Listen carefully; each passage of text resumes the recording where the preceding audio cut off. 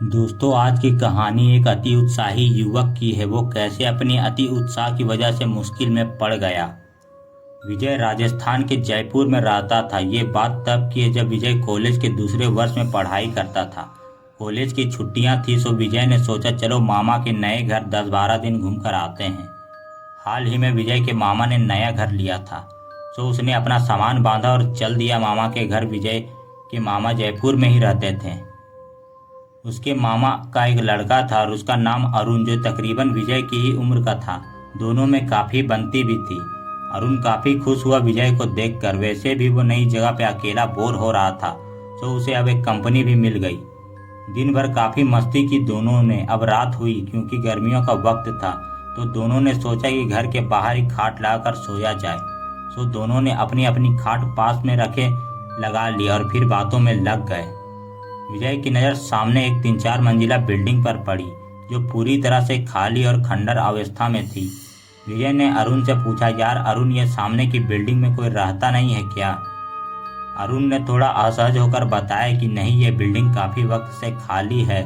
ना ही कोई यहाँ घर लेता है, ना रहने आता है। और जो रहते थे वो काफ़ी सालों पहले चले गए यहाँ से। विजय ने आश्चर्य से पूछा, क्यों, ऐसा क्या है वहाँ पे जो लोग नहीं रहते? अरुण ने बताया कि सुना है कि उस बिल्डिंग के पिछले हिस्से में रोज रात को एक प्रेत आता है। ये सुनकर विजय अति उत्साह में आकर पूछने लगा कि फिर क्या करता है वो प्रेत? अरुण ने बताया कि सुना है बहुत साल पहले एक आदमी रात को छत से गिर गया था और उसकी वहीं मौत हो गई थी। रोज रात को वो प्रेत जहाँ छत से गिरकर उसकी मौत हुई थी वहाँ बैठा होता है या फिर छत पे दिखता है। कई लोगों ने उसकी मौत के बाद उसको छत पे या नीचे पेड़ के पास बैठे रोते हुए देखा है। तब से वहां रहने वाले लोग चले गए और कोई आता जाता भी नहीं है।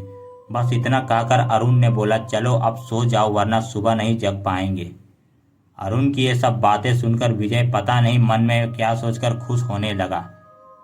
रात के 2:30 बजे विजय उठता है और धीरे धीरे उस बिल्डिंग की ओर चलने लगता है। दरअसल वो देखना चाहता है कि ये भूत प्रेत होते भी है या नहीं। विजय बिल्डिंग की एंट्रीज में पहुंचकर थोड़ा सहम गया, क्योंकि काफी अंधेरा था।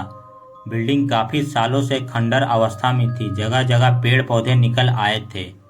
विजय संभल संभल कर आगे बढ़ता है। एकदम से एक ठंडी हवा का झोंका उसके पास से गुजरता है। ये महसूस करके विजय घबरा जाता है। विजय बिल्डिंग के पिछले हिस्से में अब पहुंच जाता है। पिछले हिस्से का मंजर देखकर वैसे ही कोई भी डर जाए। खंडर इमारत की बंद मकानों की खिड़कियां से झांकता अंधेरा ऐसा एहसास दिलाता कि अंदर से कोई देख रहा हो।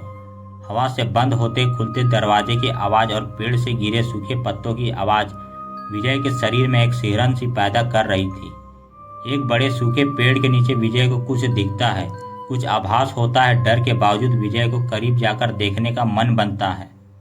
धीरे धीरे विजय करीब जाने को अपने कदम बढ़ाता है कि अचानक उसके कदम रुक जाते हैं, क्योंकि अब उसने जो देखा वो किसी की भी जान सुखा दे। एक आदमी पेड़ के नीचे विजय की तरफ पीठ करके सफ़ेद लिबास में बैठा रो रहा था। उसकी रोने की आवाज़ बहुत अजीब और डरावनी थी। विजय ने अटकी हुई आवाज़ में पूछा उसे, कौन हो तुम?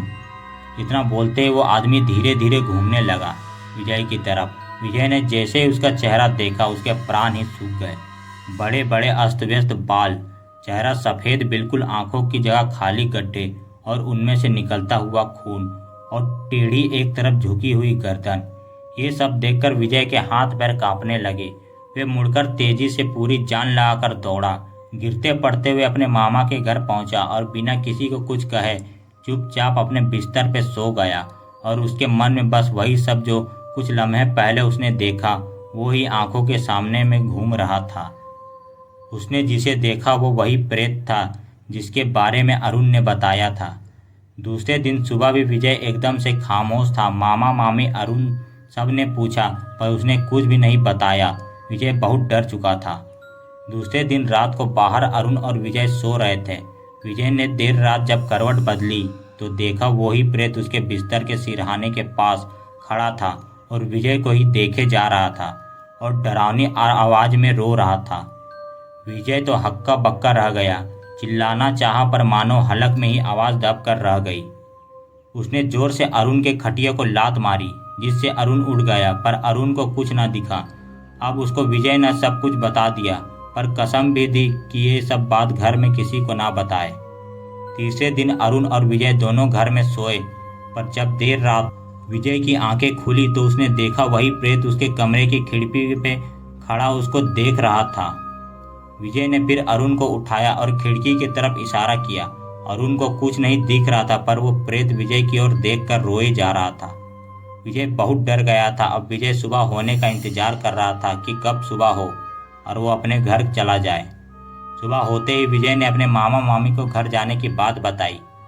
उसको भी विजय का 2-3 दिन से हाव भाव अलग लग रहा था और ऐसे अचानक जाने को कहा तो उन्होंने और भी असहज लगा। मामा मामी ने जोर देकर पूछा तो विजय ने सारी बात बता दी। मामा ने विजय पर गुस्से होते कहा, तुम्हें पता है तुमने क्या पागलपन किया है? तुम्हें वहाँ नहीं जाना चाहिए था। जिन लोगों को गलती से भी उस प्रेत से सामना हो जाए उनका बुरा हाल हो जाता है, और तुम तो सब जानने के बाद वहाँ गए। मामा ने आगे कहा, उस बिल्डिंग की छत पे से 4-5 लोगों ने मिलकर उसकी हत्या करके ऊपर से नीचे फेंक दिया था, और वो आदमी उस पेड़ के पास जाकर गिरा और वहीं उसने दम तोड़ा। उसके गुनहगारों को सजा भी ना हुई, इसलिए वो भटक रहा है और वही पेड़ के नीचे आकर रोज रात को रोता है और कभी कभी छत पे भी दिखता है। तुम एक काम करो, अभी के अभी मैं तुम्हें अपने घर छोड़कर आता हूँ। विजय के मामा विजय को लेकर छोड़ने गए। रास्ते में आते हनुमान जी के मंदिर पर पंडित जी से दोहरे धागे करवाए, और जब मंदिर से निकले तब विजय ने देखा वो प्रेत उसे दूर पेड़ के पीछे से देख रहा था। विजय ने दौड़कर अपने मामा का हाथ पकड़ लिया और मुंह फेरकर निकल जाता है। उस दिन के बाद विजय कई सालों तक अपने मामा के घर नहीं आया। काफ़ी सालों बाद जब विजय आया तब सब कुछ बदल चुका था। वो बिल्डिंग तोड़ दी गई थी, पर पेड़ अभी भी वहाँ था। अब ये हादसे वहाँ और बढ़ गए थे। आए दिन वो प्रेत किसी न किसी को दिख ही जाता है, पर विजय कभी मुड़कर भी उस तरफ नहीं देखता है। अब विजय भी काफ़ी बदल चुका था। एक समय का अति उत्साही विजय अब सहमा सहमा सा रहने लगा।